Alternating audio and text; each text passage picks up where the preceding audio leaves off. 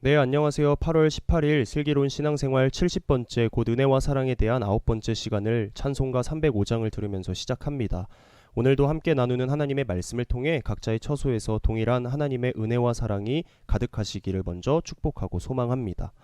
오늘 우리에게 주신 말씀으로 하나님께 영광 돌리며 치유받고 또 은혜 받는 귀하고 선한 시간을 통해 다가오는 주일을 기쁘고 즐거운 마음으로 기대하며 기다리는 시간으로 갖고자 합니다. 먼저 오늘 본문 말씀인 창세기 37장 18절로 24절 말씀을 우리 같이 읽어보도록 하겠습니다.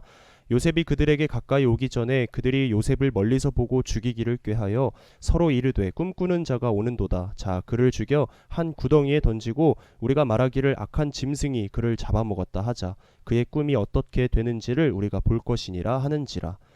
르우벤이 듣고 요셉을 그들의 손에서 구원하려 하여 이르되 우리가 그의 생명은 해치지 말라.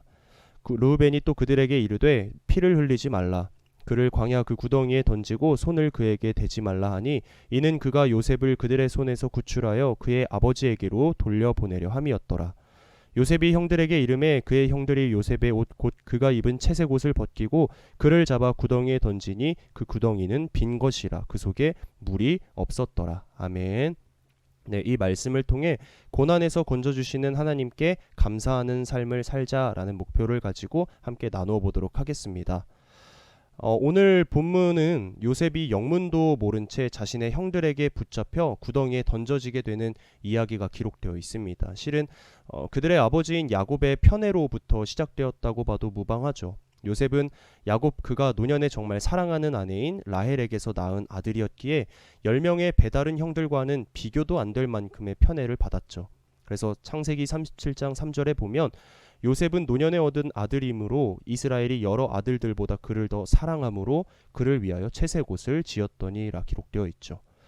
당시 이 채색 옷은 왕이나 족장의 후계자가 입었던 옷으로서 장자권을 상징하는 옷이었습니다.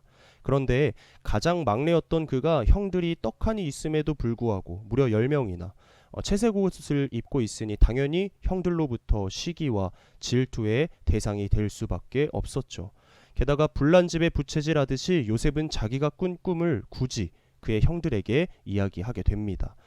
창세기 37장 6절로 7절에 보면 요셉이 그들에게 이르되 청하건대 내가 꾼 꿈을 들으시오. 우리가 밭에서 곡식단을 묶더니 내 단은 일어서고 당신들의 단은 내 단을 둘러서서 절하더이다. 요셉이 조금 눈치가 없긴 했어요. 이 때문에 8절 후반부에 보면 형들은 더욱 요셉을 미워했다라고 기록되어 있습니다. 요셉을 편애하던 야곱도 꾸짖을 정도였으니 그의 형들은 얼마나 자존심이 상하겠어요. 그렇게 시간이 지나 요셉은 아버지 야곱의 심부름으로 형들이 양을 치고 있는 곳을 가게 됩니다. 실은 여기서도 야곱이 요셉을 편애하는 모습이 보이죠. 형들은 다 양을 치러 나가 있는데 요셉은 편하게 집에 있었으니까요. 그렇게 형들이 있는 곳에 점점 가까워지고 있는 요셉을 보며 형들은 이 시기와 질투하는 마음에 사로잡혀 결국 요셉을 붙잡아 죽이기로 결심을 하게 됩니다. 이 형제 사이에 선을 넘는 행동을 꾸미게 된 것이죠. 형들은 결심한 것을 곧장 실행에 옮기게 됩니다. 그래도 맏형인 르우벤이 생명은 해치지 말자라고 얘기해서 근처에 있는 구덩이에 던지기로 마음먹게 되죠. 아버지의 심부름을 하러 온 요셉은 그렇게 영문도 모른 채 붙잡혀 물없는 구덩이에 던져지게 되었습니다. 본문 23절 24절에 보면 요셉이 형들에게 이르매 그의 형들이 요셉의 옷 곧 그가 입은 채색 옷을 벗기고 그를 잡아 구덩이에 던지니 그 구덩이는 빈 것이라. 그 속에 물이 없었더라. 오늘 본문에서 요셉 다음으로 가장 많이 나오는 단어가 이 구덩이임을 알 수가 있죠. 성경에서 구덩이는 보통 희망이 없는 장소를 상징합니다. 성경에서는 지옥을 가리켜 보통 음부라는 말을 많이 사용하는데 이 음부 역시 구덩이라는 의미가 담겨져 있습니다. 그만큼 이 구덩이라는 단어가 사람들에게 있어서 철저하게 희망이 차단되고 절망을 주는 곳이라는 거죠. 오늘날 우리에게도 요셉이 빠진 구덩이와 같은 상황과 환경이 참 많습니다. 단지 종류만 다를 뿐 저와 여러분 역시도 희망이 차단되고 절망을 경험하는 이 구덩이에 빠질 수 있다는 것이죠. 사업과 직장에서 경험하는 실패의 구덩이, 가정과 개인의 삶 속에서 경험하는 낙심의 구덩이, 혹은 배우자 또는 자녀의 문제, 건강, 물질, 그리고 인간관계에서 오는 여러 가지 문제들로 인해서 모든 것을 포기하고 싶은 그런 구덩이 말입니다. 이 구덩이에 빠지는 경험이 없으면 참 좋으련만 내 뜻과는 상관없이 우리가 인생을 살아가면서 자주 구덩이에 빠지는 경험을 하게 되죠. 내가 실수로 빠지기도 하고 내 잘못과 상관없이 빠질 때도 있으며, 또 어떤 때는 요셉과 같이 다른 이가 나를 강제로 구덩이로 빠뜨리도록 밀쳐 넣을 때도 있습니다. 그런데 왜 하나님은 우리에게 이러한 절망과 낙심의 구덩이에 빠지도록 허락하시는 걸까요? 전지전능하신 하나님께서 왜 우리가 이러한 구덩이를 피할 수 있도록 도와주지는 못하실지언정 기어코 요셉과 같이 도저히 내 힘과 능력으로는 빠져나오지 못하는 그 깊은 구덩이에 던져지게 왜 그냥 내버려 두시는 걸까요? 결론부터 말씀드리면 이와 같은 내버려 두심은 우리에게 연단과 훈련을 위한 것이기 때문입니다. 요셉이 구덩이에 빠지고 저와 여러분이 인생의 삶 가운데 각종 구덩이에 빠지는 이유, 요셉과 우리에게 하나님이 이러한 구덩이에 빠지는 경험을 허락하신 이유는 요셉 그리고 저와 여러분을 연단시키기 위한 하나님의 뜻이라는 겁니다. 그렇다면 이 구덩이의 고난이 무엇을 위한 훈련이고 무엇을 위한 연단입니까? 바로 저와 여러분을 온전한 하나님의 백성으로 만들기 위한 훈련과 연단입니다. 그래서 야고보서 1장 2절로 4절 말씀에 보면 내 형제들아 너희가 여러 가지 시험을 당하거든 온전히 기쁘게 여기라. 이는 너희 믿음의 시련이 인내를 만들어내는 줄 너희가 알미라. 인내를 온전히 이루라. 이는 너희로 온전하고 구비하여 조금도 부족함이 없게 하려 함이라 라고 기록되어 있습니다. 여기서 우리는 시험을 구덩이로 바꾸어 표현할 수가 있습니다. 우리가 시험을 경험하고 구덩이를 경험하는 이유, 그것은 우리가 믿음의 인내를 이루고 궁극적으로 하나님이 보시기에 온전하고 구비하여 부족함이 없는 이 주의 백성들이 될 수 있도록 하시는 하나님의 계획하심이라는 거죠. 요셉의 경우를 보더라도 그것이 확실하게 보여집니다. 요셉이 구덩이에 빠지고 나중에는 애굽으로 팔려 나가게 되죠. 그리고 그곳에서 요셉은 수많은 시련과 어려움을 경험하게 됩니다. 그런데 결국 이 모든 시련과 어려움을 통해서 요셉은 인내하는 사람이 되고 하나님이 원하시는 믿음의 사람으로 우뚝 서게 됩니다. 저와 여러분도 마찬가지죠. 하나님은 절망을 위한 시험을 주지 않으십니다. 또 우리가 고생하는 것을 즐기시는 분이 아닙니다. 세상에 어떤 부모가 자녀가 고생하는 것을 즐거워하고 기뻐하겠습니까? 하지만 고생을 통해서 이루어져야 할 성숙과 성장은 또 있지 않습니까? 고생을 해보지 않은 자녀는 결코 성숙해질 수 없습니다. 그렇기에 지혜로운 부모는 자녀들에게 적당한 고생을 허락하며 자녀를 성숙시키고 성장시키도록 도와줍니다. 하나님도 저와 여러분에게 삶 가운데서 우리에게 뜻하지 않은 절망의 구덩이와 낙심의 구덩이를 경험케 합니다. 그리고 그 구덩이에 빠져 허우적거리도록 놔두실 때가 있습니다. 그러나 거기서 그치지 말고 하나님의 자녀들에게 일어나는 모든 일에는 다 하나님의 선하신 뜻과 계획이 있음을 믿으십시오. 요셉을 비롯하여 저와 여러분이 그냥 운이 없어서 그 구덩이에 빠지는 것이 아니라는 겁니다. 그 구덩이에는 나를 성숙시키고 나를 성장시키려는 거룩하신 하나님의 뜻과 계획이 있다는 것을 잊지 않으시기를 주님의 이름으로 축복하고 소망합니다. 혹 여러분이 지금 요셉처럼 도저히 내 힘과 능력으로 빠져나올 수 없는 구덩이를 경험하고 계십니까? 그래서 낙심 중에 있습니까? 그렇다면 이제 생각의 전환을 가져봅시다. 우리가 감당하는 이 모든 절망과 낙심, 고난이 단지 하나님께서 나를 파괴하기 위해서 주신 고난과 시련이 아니라 하나님의 선하신 섭리 아래서 이전보다 나를 더욱 성숙시키고 하나님의 자녀로서 부족함이 없도록 구비시키기 위한 하나님의 연단과 훈련의 손길임을 말입니다. 깨닫는 은혜가 있으시기를 주님의 이름으로 축복하고 소망합니다. 자, 그렇다면 우리가 어떻게 해야 이 절망과 낙심의 구덩이에서 벗어나 희망의 자리에 설 수 있습니까? 답은 하나죠. 하나님의 선하신 계획과 뜻을 믿고 신뢰하는 것. 이를 통해서만이 우리가 희망의 자리에 다시 설 수 있습니다. 우리가 잘 알고 있는 사도 바울 역시 낙심과 절망의 구덩이를 수없이 경험한 사람이었습니다. 그는 고린도후서 1장 8절로 9절에서 이렇게 고백합니다. 형제들아, 우리가 아시아에서 당한 환난을 너희가 모르기를 원하지 아니하노니 힘에 겹도록 심한 고난을 당하여 살 소망까지 끊어지고 우리는 우리 자신이 사형 선고를 받은 줄 알았으니 이는 우리로 자기를 의지하지 말고 오직 죽은 자를 다시 살리시는 하나님만 의지하게 하심이라. 아멘. 여기서 보니까 바울 역시도 너무나도 큰 환난들을 만나고 심한 고생을 경험한 나머지 살아있는 그가 지금 살 소망을 끊어져 버렸다라고 고백하고 있죠. 심지어는 죽음을 앞둔 사람 마냥 나 사형 선고를 받았다라고 나와 있죠. 자, 그런데 결국 이 모든 것을 통해서 바울이 깨달은 한 가지 사실이 있으니 이 절망과 낙심의 구덩이를 통해서 우리 자신을 의지하지 말고 하나님만 믿고 의지하도록 하기 위하여 하나님이 이 모든 일을 허락하셨다는 사실, 이것을 바울은 깨달았던 것입니다. 우리 말씀으로 돌아와서 본문에 등장하는 요셉이 겪은 사건을 통해 우리가 주목해서 볼 것이 있습니다. 구덩이에 빠지는 그 순간에도 하나님은 요셉과 함께 하셨습니다. 그리고 그에게 은혜를 베푸셨습니다.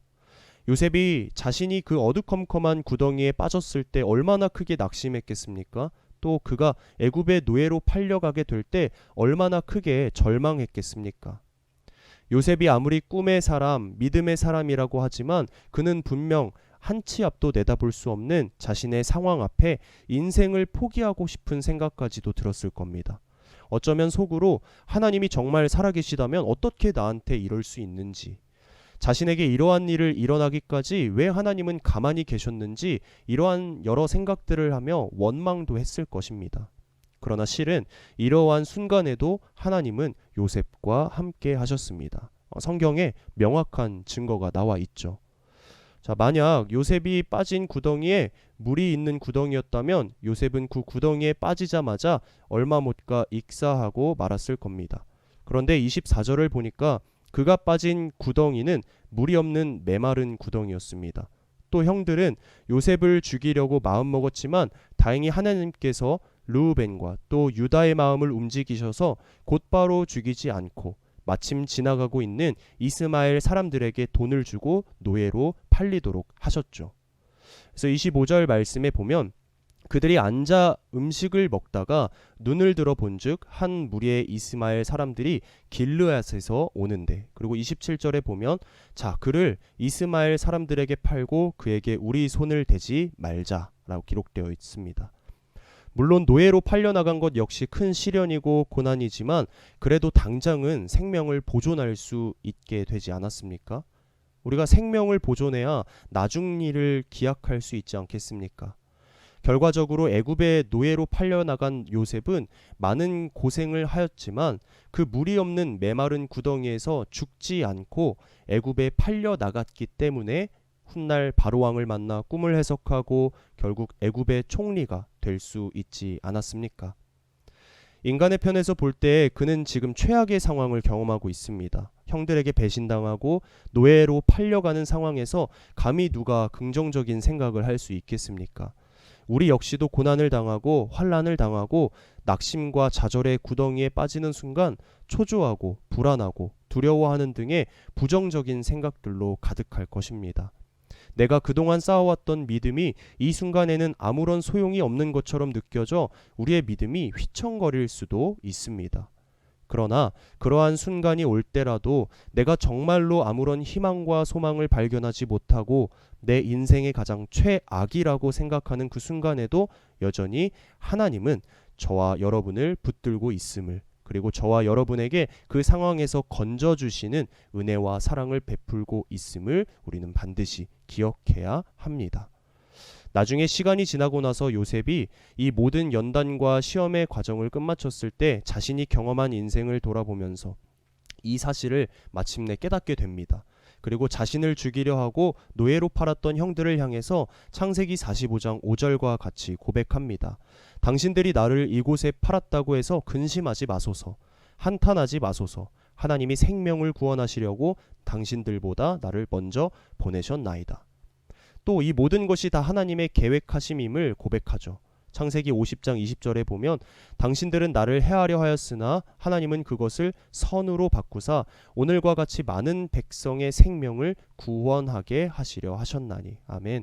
사랑하는 대광교회 성도 여러분, 하나님의 인도하심 그리고 그의 계획은 우리의 생각과 머리로는 이해할 수 없을 때가 참 많습니다. 하지만 분명한 것은 하나님께서는 현재 고난과 어려움을 겪고 있는 나 그리고 우리를 이 구덩이에서 건지시고 도우실 것입니다. 이를 믿으시기를 주님의 이름으로 축복하고 소망합니다. 자, 이제 함께 나눈 말씀을 기억하면서 앞에서 들었던 찬송가 305장 나 같은 죄인 살리시네의 이야기를 짤막하게 좀 살펴보고자 합니다. 앞전에 들었던 찬송가 305장을 쓴 영국의 존 뉴턴 역시 요셉과 같이 절망의 순간을 경험했던 인물입니다. 존 뉴턴은 영국 런던에서 태어났습니다. 그리고 그의 아버지는 상선의 선장이었고 그의 어머니는 신실한 크리스천이었습니다. 이 뉴턴은 어릴 적 어머니의 품에서 성경 말씀을 들으며 자랐습니다. 하지만 존 뉴턴이 6살 때 그의 어머니가 폐병으로 세상을 떠나게 되었고 이후 자연스럽게 아버지를 따라 이 배를 타기 시작했는데요.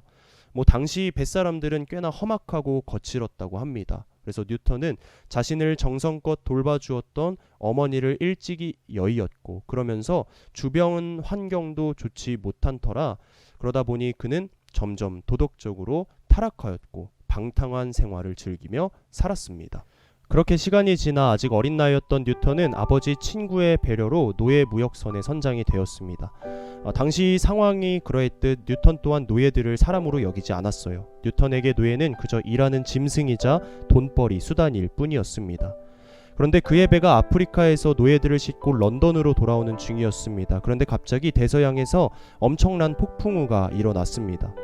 폭풍우는 뉴턴에게 어릴 적 어머니가 읽어주던 성경 말씀을 떠올리게 했습니다. 그리고 뉴턴은 곧 하나님께 아주 간절히 외쳤습니다.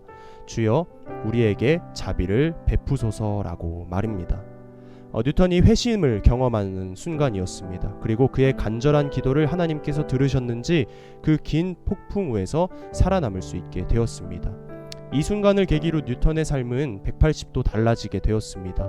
회심 후에 뉴턴은 16년간 밤낮으로 신학을 공부하여 목사가 되었습니다.